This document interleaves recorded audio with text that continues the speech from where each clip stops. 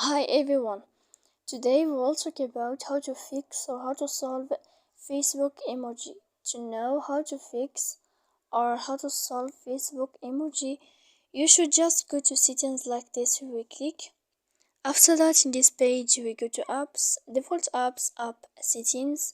When you will see this list, you will go to Facebook, the application of Facebook. Then in this page, we go to click first stop. When you will end this, you will enter to storage. After that, we click clear cache. Then you will go to click clear data. And when you will end all this stuff here, as you see, you can update your application.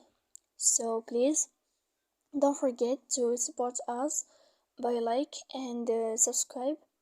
See you next time in another video, and thank you for your attention.